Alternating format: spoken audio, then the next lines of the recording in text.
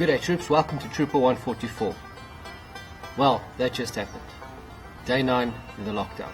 You want to have a braai, but you're running out of beverages. So, what do I have here? Ooh.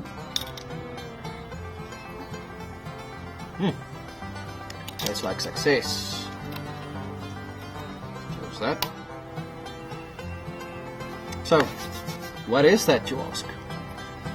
That, my friend, is pineapple beer homebrewed, and I'm going to show you how to do that now. First of all, fresh pineapple, obviously. This is called pineapple beer. You will need a half cup of raisins. If you have raisins, you don't necessarily have to put it in. Some people don't like it. You will need baker's yeast, instant yeast, 2 teaspoons of baker's yeast. Teaspoons, not seconds, teaspoons.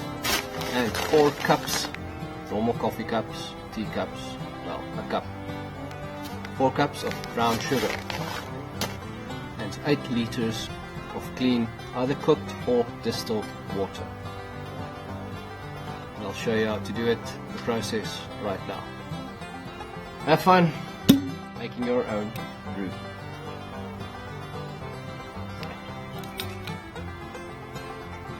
So let's start brewing, brew. Enjoy. Right then, now this is how we do it. 5 cups, or 4 cups, or 3 cups of sugar, depending on how strong you want it. I'm using brown sugar.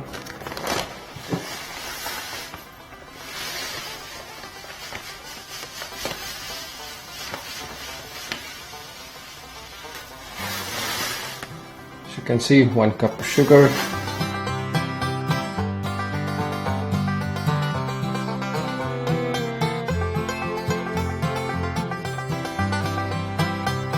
4 cups of brown sugar. Well, as you see, I made a mark here, the bottom. That's 8 liters of water, 8 liters of room temperature water.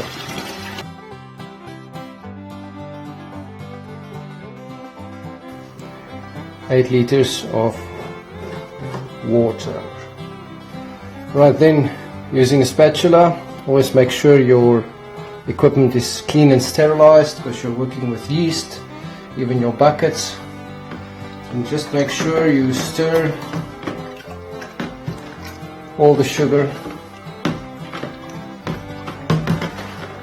and dissolve the sugar into the water properly so you have sugar water. Like you can see, if I scoop, all clear, clean. 8 liters of water with 4 cups of brown sugar. Now we're going to add the pineapple. I mashed it with the potato masher for better absorption.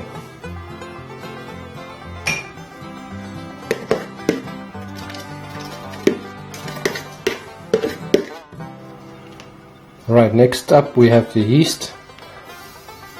I don't use the full packet because you don't want your beer to taste too yeasty. I only use half a packet and the other half I use for next batch. 1 teaspoon.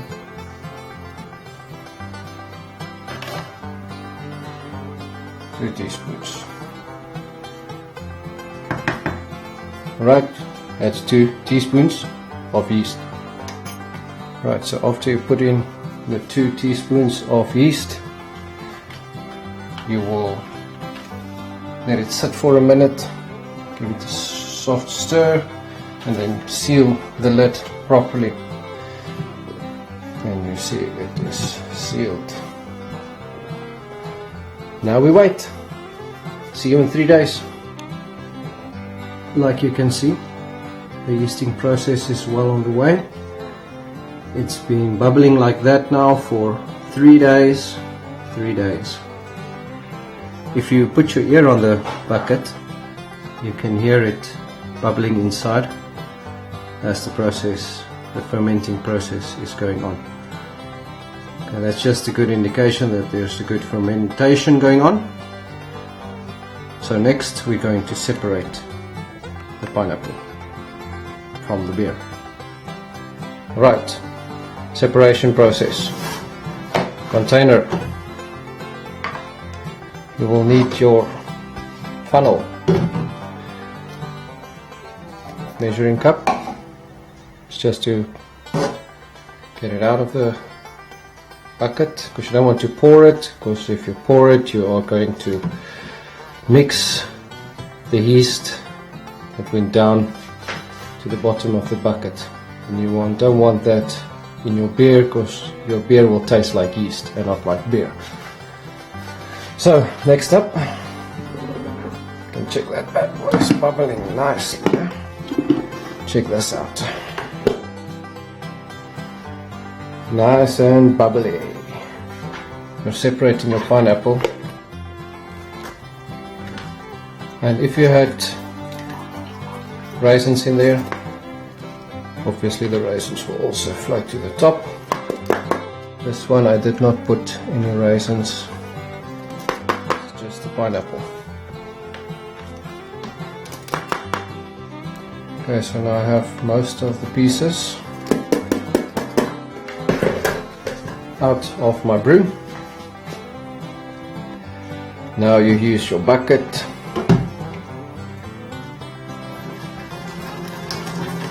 and pour it into your second container.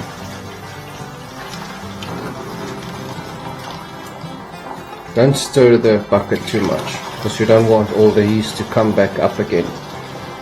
At the end you will see that the yeast actually went lying at the bottom. You can drink it straight from the bucket if you want, but it will taste a lot more yeasty, and you actually want the yeast process to stop.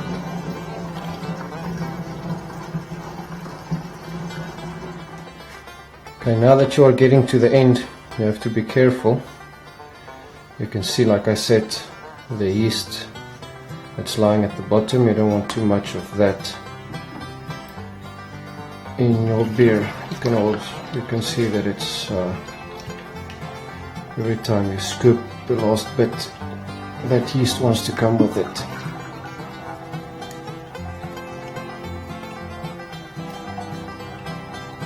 Okay, that's about it. Now it's going to become too yeasty. Check how that's actually already too yeasty. So you will lose a little bit. You can reuse that if you want to make your second batch right after.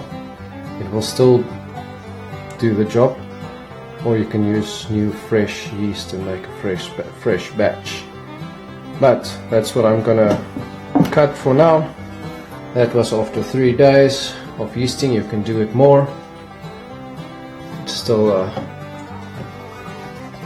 coming through. You can see what came off there. Now you have nice clean beer. Alright, and that's that.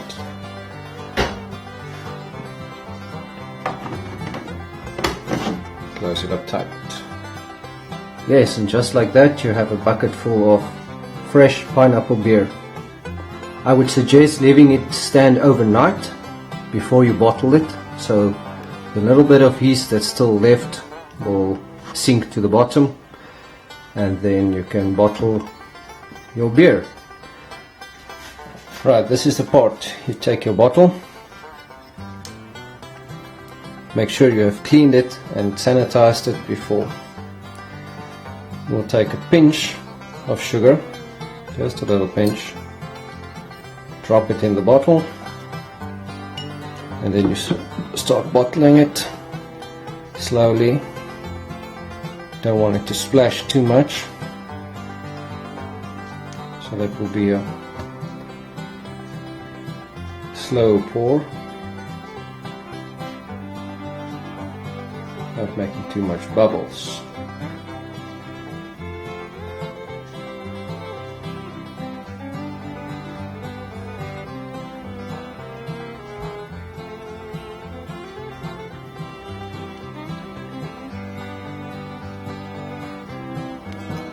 Until full enough.